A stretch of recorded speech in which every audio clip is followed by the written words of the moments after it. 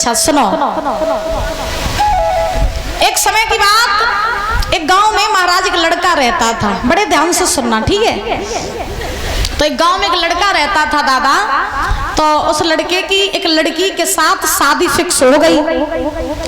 तो जब लड़की के साथ शादी फिक्स हुई तो महाराज लड़की के बाप ने लड़के से कहा, बोले लला हम अपनी बिटिया की शादी तो तुम्हारे संगे कर दिए, लेकिन हमारी एक शर्त है। लड़के ने कहा बताओ ससुर जी क्या शर्त है। तो लड़की के बाप ने कहा क्या शर्त ये है कि बारात तो तुम लेके आइयो, लेकिन बारात में तुम काहू बूढ़े आदमी को न लेवाए ले आइयो, सब नए नए को लेके आइयो। कोई बूढ़ो आदमी अगर बारात में आइयो तो हम ब्याह नहीं करिए, बारात लौटा दिए। अब नौ लड़का रहे, ब्याह की ठसक रहे। हाँ वाने हामी भल्लाई बने कही ठीक ससुर जी हम सब नए नए को लेके आए, काहे बूढ़े को नहीं लेके आए। अब महाराज लड़के ने हामी भर लई। धीरे धीरे समय बीता, बारात को दिन आओ परीक्षा जी। लड़का तैयार भो और जितने बके दोस्त सलाई जितने मित्र रहे गांव वाले सबे नए नए लड़कन की फौज तैयार कर लई। अब नए नए लड़कन की बारात तैयार वही परीक्षा जी महाराज। अब लड़के को जो बाप रहे बेचारो वो लड़का के मुंह घई देखे कि मेरो लला कह देवे कि पापा तुम चलो। लड़का ने नहीं कही कि पापा चलो ना चलो। अब लड़का को बाप बेचारो चौखट पकड़े ठाड़ो महाराज। अब सब बड़े बूढ़े लड़का के मुंह घई देख रहे, बोने का तो नहीं कही, बोले तुम चलो। लड़का दूल्हा बनो, नई नई की बारात तैयार करी। अब लड़का गाड़ी आ गई, लड़का गाड़ी में बैठने वालो हतो तब तक काब हो क्या लड़के को नाना आएगो। नाना ने कही बोले लला तुम अपने बाप को न ले जाओ कोई दिक्कत नहीं, गांव में तक बड़े बूढ़े को न ले जाओ कोई दिक्कत नहीं, हमें न लेवाइए तो दिक्कत ही दिक्कत है, हम तो चले ही चले। लड़का कहने लगो नाना जी एक बार शादी करके घरे आए जान दो, बाद में तुम ससुराल में परे रहियो कोई दिक्कत नहीं, आज न जाओ।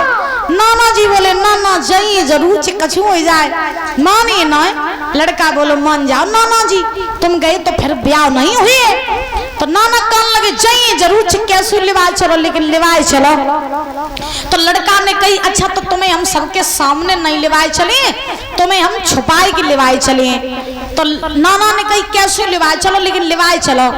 तो जोन सी गाड़ी में लड़का बैठो रहे परीक्षा जी, बाई गाड़ी की डिग्गी में पीछे नन्ना को डाल लो। अब महाराज नाना जी गाड़ी की डिग्गी में महाराज डरे। बारात पहुंची बिटिया के गांव में। अब महाराज सबसे पहले तो लड़की के बाप ने चेक करो कि देखे बारात में कोई बूढ़ो तो नहीं आओ। अब गांव में कोई बूढ़ो नहीं, सब नए ही नए लड़का।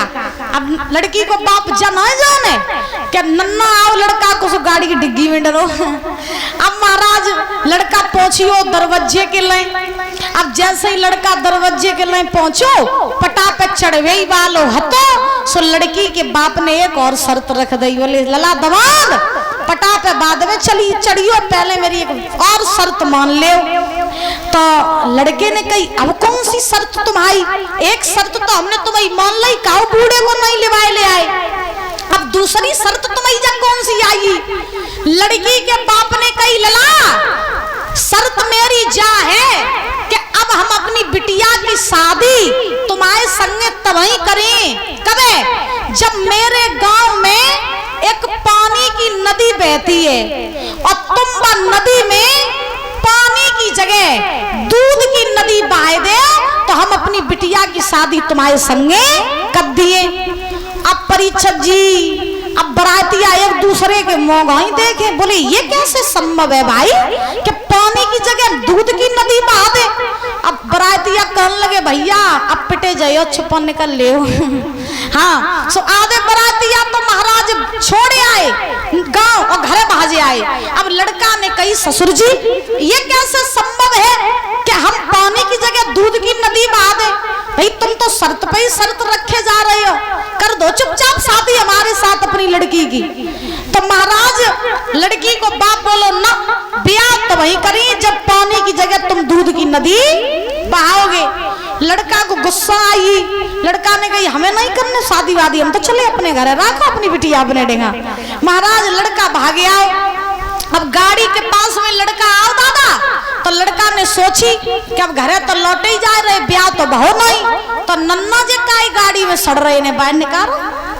महाराज डिग्गी में तो नन्ना को बाहर निकालो, और जैसे ही बाहर निकालो तो नाना जी ने कही का बात लला, बहू कहाँ है, बड़ी जल्दी लौटे आए, ब्याह कर ले आए। लड़का कौन लगो ब्याह ब्याह कछु नहीं बहू, बोले काय, बोले लड़की के बाप की शर्त है कि शादी तभी होगी जब गांव में पानी की नदी बहती उसमें दूध की नदी बहे। अब नाना तुम्हें बताओ कि बहती हुई पानी में हम दूध की नदी कैसे बहाएंगे, पासो घर लौट चल रहे, हमें नहीं ब्याह करने।